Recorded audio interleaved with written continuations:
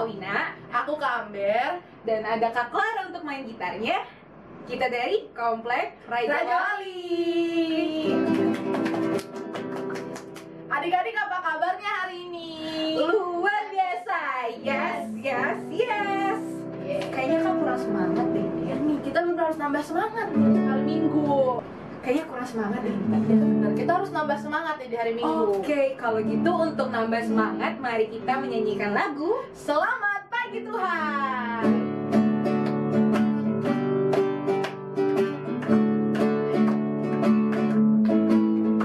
Selamat pagi Tuhan, tak lupa terima kasih Tuhan yang pelihara kami setiap hari. Matahari bersinar, burung-burung bernyanyi, bertambah-tambah indahnya. Kita angkat sekali lagi. Selamat pagi Tuhan, tak lupa terima kasih Tuhan telah pelihara kami setiap hari. Matahari bersinar, burung-burung bernyanyi, bertambah-tambah indahnya. Yeay. Nah adik-adik, untuk membuka ibadah di pagi hari ini, kita sama-sama lipat tangan, tutup mata, kita berdoa. Selamat pagi Tuhan, terima kasih atas penyertaan-Mu pada pagi hari ini. Kami akan memulai ibadah sekolah minggu kami. Kiranya Tuhan memberkati dari awal, pertengahan hingga akhirnya. Terima kasih Tuhan, dalam nama-Mu kami sudah berdoa dan mengucap syukur. Haleluya, amin. Amin. Nah, selanjutnya kita mau masuk firman nih Kak. Tapi sebelum itu kita mau nyanyi dulu. Kita akan menyanyikan lagu Yesus Sayang Padaku.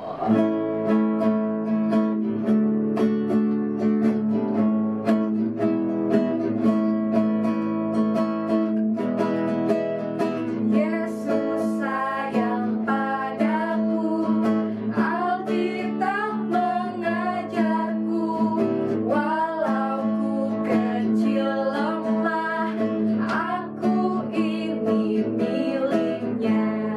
Yesus Tuhanku, sayang padaku, itu firman-Nya di dalam Alkitab. Sekali lagi.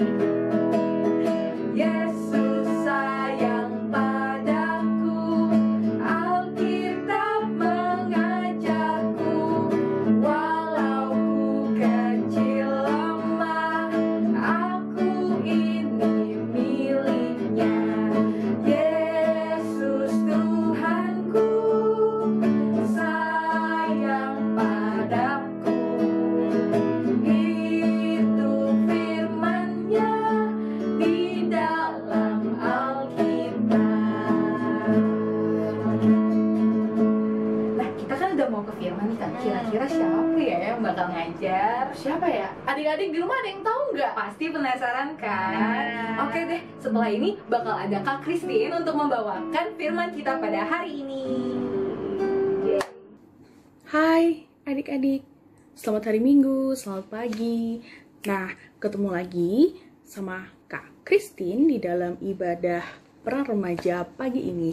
Oke, sebelumnya kita mau doa dulu yuk sebelum kita sharing. Ya, kita lipat tangan, kita tutup mata, kita bersatu dalam doa. Tuhan kami Yesus Kristus yang bertata dalam kerajaan surga, terima kasih Tuhan untuk segala berkat-Mu, terima kasih atas penyertaan-Mu, terima kasih Bapa karena kami telah menikmati istirahat kami semalam dan pada pagi hari ini Engkau telah membangunkan kami untuk melaksanakan aktivitas kami pada hari ini. Ya Tuhan Yesus, Engkau berkati kami, terutama dengan adik-adik kami dari pra remaja, Engkau sertai kami, Engkau tutup bungkus kami, Engkau jamah kami satu persatu ya Tuhan, dimanapun kami berada, kami ingin melaksanakan sekolah minggu via YouTube. Ya Tuhan, Kau berkati kami Bapak supaya apa yang dapat disampaikan ini dapat menjadi rema bagi kehidupan kami. Terima kasih Tuhan Yesus, haleluya, amin. Oke, pada pagi hari ini kakak mau sharing tentang Raja yang bersahaja. Nah, sebelum kita masuk ke sharing, kita mau baca Alkitab dulu. Kakak mau ngajak kalian baca dari Yohanes 12 ayat 12 sampai 19 ya. Nanti akan ditayangkan, tapi kakak mau kalian juga ikut baca di rumah masing-masing, oke? Yuk. Nih walaupun di rumah tetap siapin Alkitabnya ya. Ya.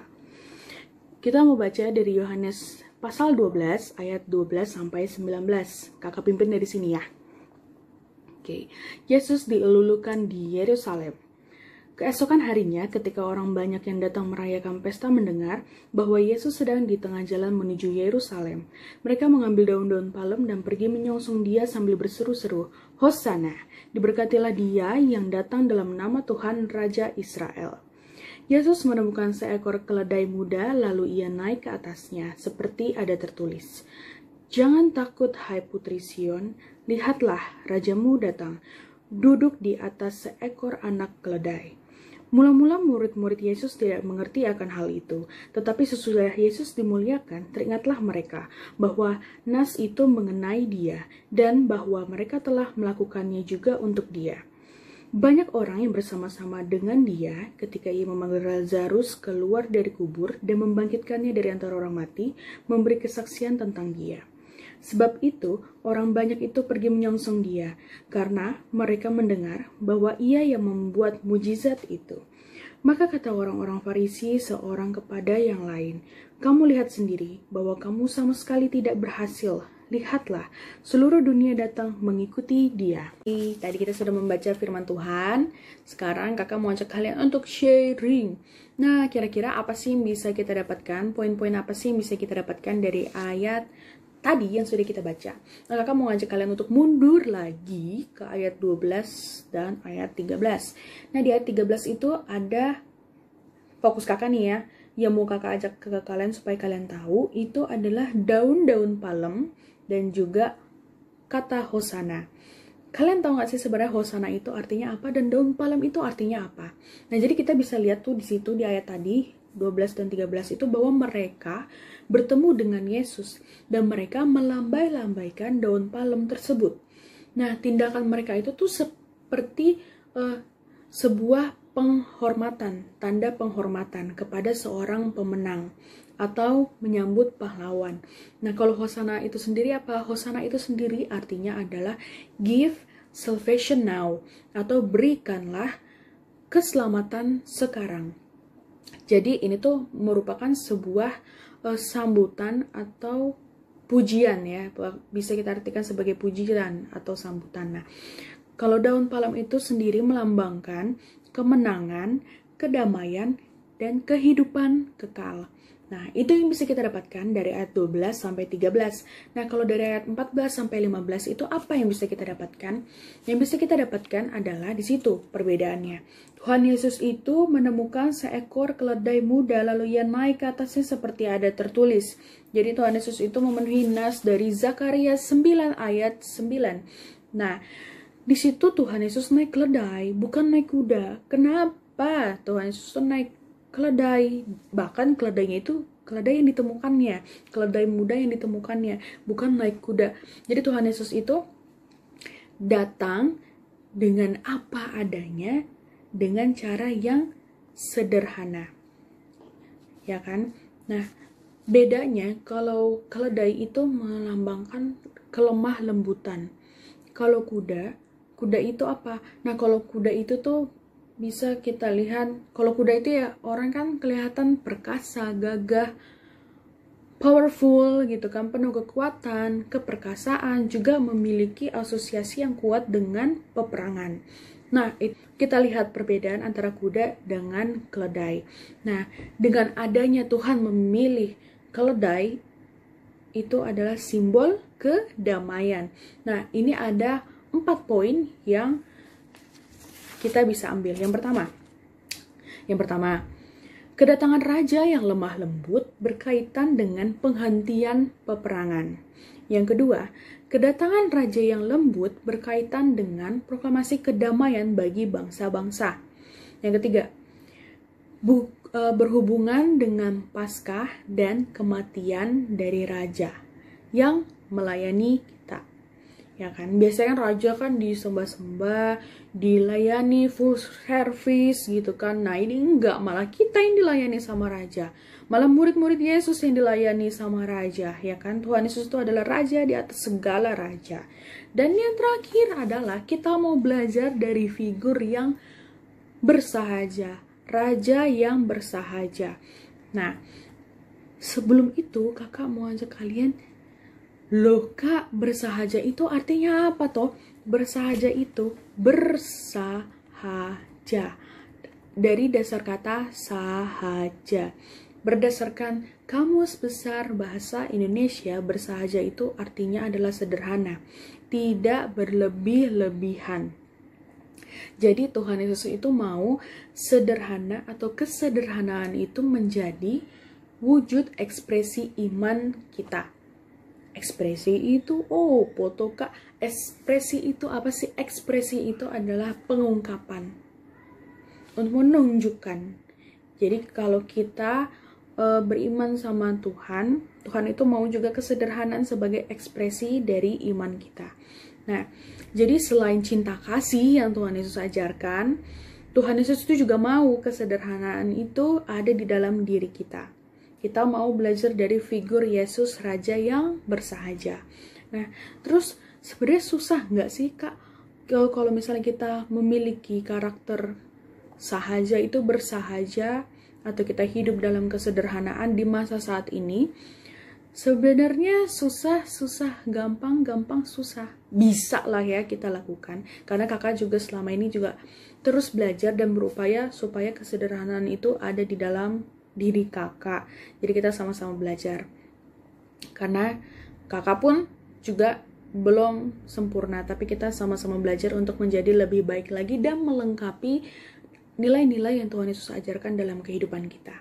Nah, di zaman sekarang itu godaannya tuh banyak, ya kan? Kalau misalnya kita mau belajar menjadi orang yang bersahaja, contohnya ada karakter konsumtif. Kalian tahu kan konsumtif? Konsumtif itu dari dasar kata konsumsi, mengkonsumsi. Jadi terus habis itu ada juga hasrat ingin lebih. Sebenarnya udah punya, tapi saya tergoda kak sama yang itu, yang lebih. Pokoknya dengan kata lebih gitu kan. Terus gaya hidup atau lifestyle. Karena kita kan makhluk sosial ya kan. Kita ngeliat teman kita punya ini, kita ingin. Kita ngelihat dia punya itu, kita ingin itu gitu kan. Jadi bisa kita ambil juga contohnya seperti di masa pandemi saat ini ya kan. Kita tuh pasti akan lebih banyak di rumah, ya kan? Di rumah tuh kita akan lebih sering yang namanya jajan online, ya nggak ngaku? Karena kakak juga kadang suka gitu, kalau misalnya lagi hilaf, tapi berusaha untuk sadar lagi, ayo dong, banyakin nabung, jangan banyak jajan, gitu kan? Jadi, kalau kita di rumah tuh kita pasti akan lebih sering untuk belanja online, jajan online, pakai GrabFood, pakai GoFood gitu kan. Padahal di rumah mama udah masak, tapi masih aja pengen jajan, pengen makan makanan yang lain sesuai keinginan kita gitu kan. Hasrat yang ingin lebih, misalnya. Dan konsumtif atau gaya hidup itu misalnya gini, kalian udah punya HP ya kan, terus kalian ngeliat teman kalian dengan HP yang baru gitu kan, yang lebih canggih gitu, padahal HP ini sudah fasilitasnya sudah cukup untuk kalian. Apa yang kalian membutuhkan sudah ada di dalam HP ini. Tapi kalian ingin lebih karena kalian melihat teman-teman kalian gitu kan. Padahal juga itu nggak penting-penting banget. Kalian tuh nggak butuh-butuh banget dengan dalam waktu dekat gitu kan. Jadi apa yang ada pada kita ya coba kita syukuri. Kita syukuri apa yang kita punya. Karena kita harus percaya bahwa apa yang Tuhan berikan bagi kita itu sudah cukup buat kita. Karena Tuhan nggak akan membiarkan kita kekurangan. Oke, nah itu yang bisa kita pelajari dari Tuhan Yesus. Terus kalau misalnya sekarang kita bisa mencontoh siapa sih kak? Gitu kan? Ada nggak sih kak tokoh yang sebenarnya dia bisa gitu? Sebenarnya dia mampu kayak Tuhan Yesus kan? Tuhan Yesus itu raja di atas segala raja, tapi kenapa Tuhan Yesus memilih keledai? Padahal Tuhan Yesus bisa naik kuda yang banyak dengan kereta kuda atau apa gitu kan. Karena sebenarnya Tuhan Yesus tuh bisa, mampu gitu kan. Apa yang Tuhan Yesus nggak bisa. Nah, kakak mau ngasih contoh gini. Kalian tahu Bill Gates? Tahu kan? Kalaupun mungkin Kak, aku pernah dengar nama Bill Gates tapi aku nggak tahu mukanya. Nah, ini nanti Kakak kasih lihat ya. Bill Gates itu siapa sih gitu. Bill Gates itu adalah orang kaya di dunia yang hidupnya sederhana. Bill Gates itu apa? Apa yang membuat dia kaya? Bill Gates itu kaya karena dia adalah pemilik dari Microsoft. Di sini siapa yang nggak tahu Microsoft? Dari kecil kita pasti main komputer, main laptop itu ada Microsoft yang di dalam si perangkat komputer itu. Dari kecil kita pasti udah belajar pakai Microsoft Excel, kita udah belajar pakai Word, kita udah belajar pakai PowerPoint, ya itu yang biasanya dipakai ya sama kita untuk saat-saat ini atau sama adik-adik pra remaja. Siapa yang nggak tahu, ya kan? Nah, Microsoft ini sendiri memiliki menghasilkan kekayaan bersih sebesar 110 miliar US dollar. US dollar itu kursnya lebih tinggi ya daripada rupiah. Coba kalian kalikan ya. Dan kekayaan Bill Gates itu sebenarnya bisa membeli apa saja gitu kan. Kecuali nyawa dan kebahagiaan. Karena nyawa itu dari Tuhan dan kebahagiaan itu adalah dari diri kita sendiri. Nah, terus habis itu sebenarnya orang yang nggak tahu, kebanyakan orang tuh beranggapan kalau Bill Gates itu memiliki gaya hidup yang boros, yang mewah. Loh, ya mungkin aja lah orang dia bisa beli apapun, dia bisa beli apa aja, bisa beli barang mewah yang ada di sekelilingnya. Tapi sebenarnya nggak demikian gitu kan. Ini tuh terkenal banget tuh kisahnya si Bill Gates. Tapi Bill Gates ini dia lebih memilih untuk hidup apa adanya. Dia memilih untuk hidup sederhana. Dan malahan terkesan sangat sederhana. Orang terkaya dia cuma pakai jam tangan Casio yang kita tahu yang mungkin harganya 100-200 ribu gitu kan. Tapi dia tuh hidupnya malahan lebih sederhana dengan orang yang kekayaannya biasa-biasa aja gitu. Jadi semakin tinggi dia akan semakin merendah gitu, semakin biasa. Nah, salah satu kesederhanaan dari Bill Gates itu tadi tuh yang jam tangan kakak kasih tahu tuh. Terus habis itu dia kalaupun beli makan dia bukan nyuruh pembantunya atau nyuruh ajudannya untuk beli makan untuk ngantri gitu kan. Dia enggak, dia tetap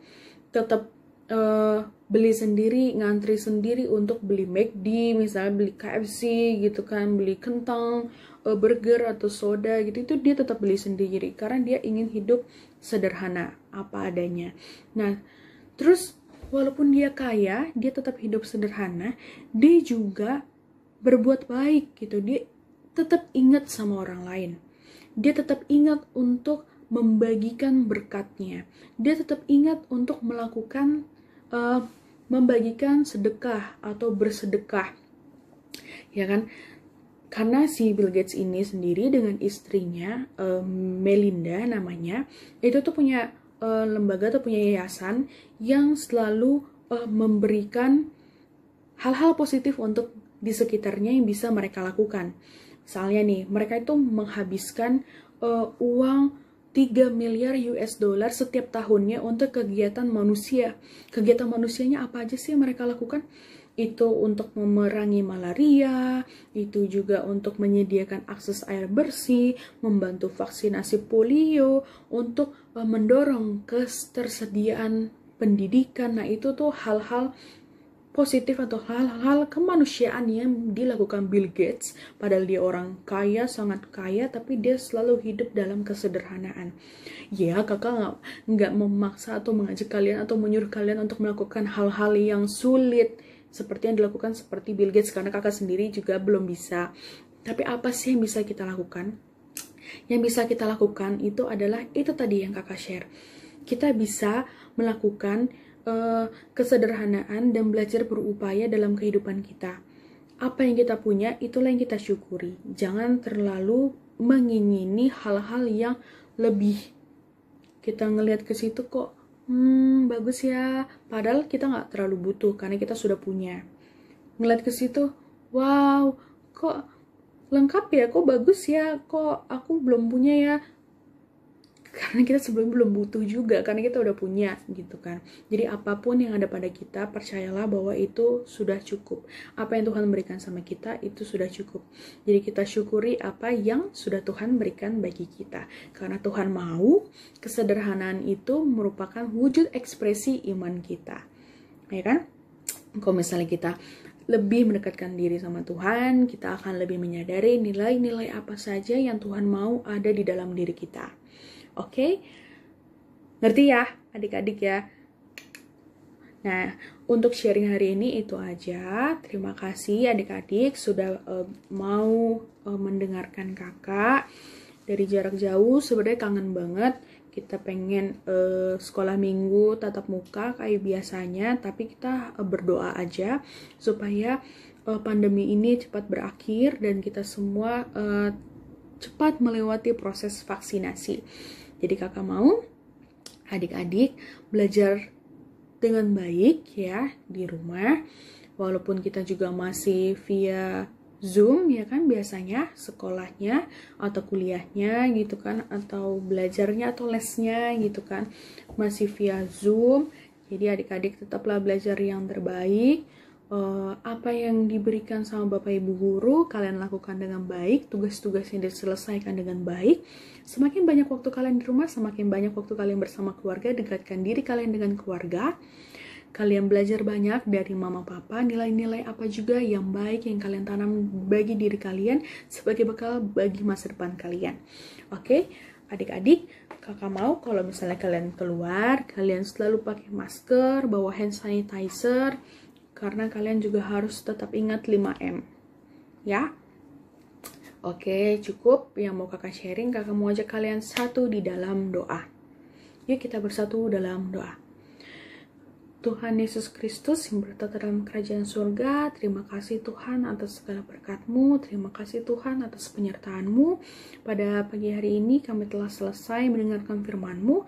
Engkau berkati kami Bapa, apa yang kami dapatkan dapat menjadi rema bagi kami ya Tuhan, dapat menjadi pembelajaran bagi kami ya Bapa, agar kami dapat selalu belajar nilai-nilai yang dapat kami ambil dalam kehidupan kami, dapat kami terapkan dalam kehidupan kami, terutama kesederhanaan yang kami dapatkan dari figur seorang raja yang bersahaja seperti Engkau ya Tuhan Yesus. Engkau berkati kami Bapa, supaya kami dapat selalu menjadi anak-anak-Mu yang luar biasa dan tetap sederhana dalam kehidupan kami. Terima kasih Tuhan, Engkau jamah kami Bapa dimanapun kami berada. Engkau berikan kami kesehatan bagi keluarga kami. Engkau berikan kami juga kepintaran ya Bapa, agar kami juga dalam pembelajaran kami dapat menjadi anak-Mu yang lebih baik lagi ya Tuhan. Terima kasih ya Tuhan Yesus, pimpin kami dalam kehidupan kami, dalam setiap langkah kami. Haleluya, amin. Oke, terima kasih adik-adik. Sekarang lanjut lagi sama kakak Anggi yang memberikan aktivitas, juga kakak-kakak MC, Kak Dwina dan Kak Amber. Bye-bye, see ya. Nah adik-adik, tadi firmannya gimana? Luar biasa kan Tuhan itu. Makanya karena Tuhan itu luar biasa, kita itu harus mencontoh setiap kegiatannya Tuhan. Karena kita adalah anak raja. Nah, karena kita anak raja, kita angkat pujian Aku Anak Raja.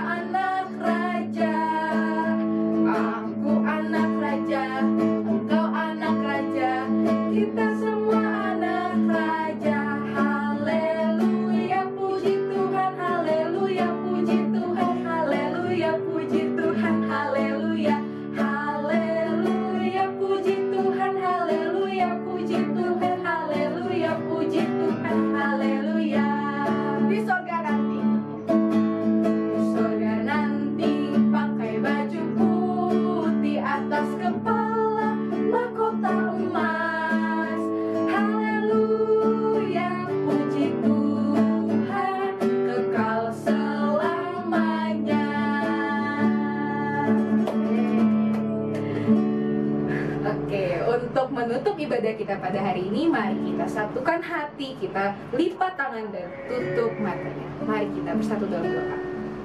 Ya Allah Bapa yang Maha Kasih, terima kasih Tuhan atas kasih karunia-Mu. Engkau telah membimbing dan memberkati jalannya ibadah kita pada hari ini. Bapa, mohon berkatilah agar setiap firman yang telah tadi diberikan oleh Kak Christine, supaya kami dapat menerimanya dengan baik dan menerapkannya dalam kehidupan kami sehari-hari. Bapa, juga kami berdoa untuk setiap kesehatan kami, teman-teman kami, keluarga kami, adik-adik, dan semua orang Tuhan, agar kami terhindar dari setiap mara bahaya dan penyakit. Bapak juga berkatilah setiap pendidikan kami Tuhan, agar kami dapat menerima setiap pembelajaran yang telah diberikan oleh guru-guru kami dengan baik, agar kami dapat tumbuh dan kembang dengan menjadi orang yang lebih baik lagi bersama-Mu Tuhan.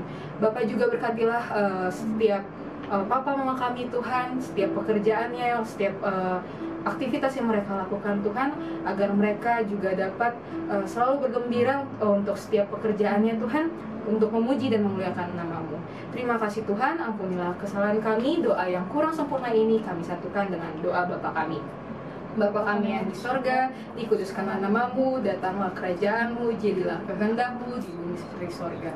Berikanlah kami pada hari ini makanan kami yang secukupnya, dan ampunilah kami akan kesalahan kami, seperti kami juga mengampuni orang yang bersalah kepada kami. Dan janganlah bawa kami ke dalam pencobaan, tapi lepaskanlah kami daripada yang jahat. Karena Engkau-lah yang punya kerajaan dan kuasa dan kemuliaan sampai selama-lamanya. Amin. Bapa, terima kasih.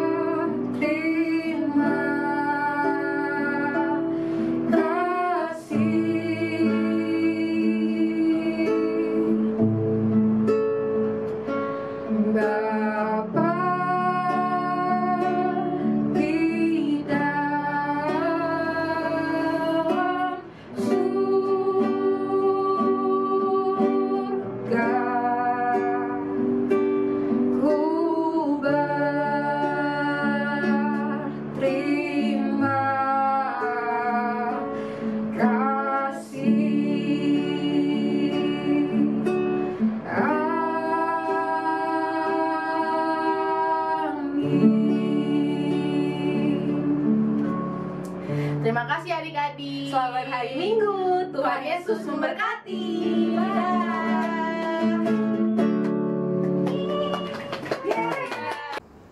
Shalom adik-adik. Kakak, Kak Anggi dari Raja Wali akan menyampaikan aktivitas hari ini untuk adik-adik semua. Sekarang adik-adik boleh menyiapkan alat tulisnya untuk mencatat aktivitas yang akan kakak berikan. Yang pertama, adik-adik harus menyebutkan contoh hidup bersahaja. Yang kedua, adik-adik harus menuliskan apa sih tantangan atau hambatan dalam menerapkan hidup bersahaja. Yang ketiga, adik-adik harus membuat poster yang berisikan komitmen adik-adik untuk menerapkan hidup bersahaja. Oke, itu aja aktivitas hari ini. Sampai jumpa minggu depan. Selamat hari Minggu.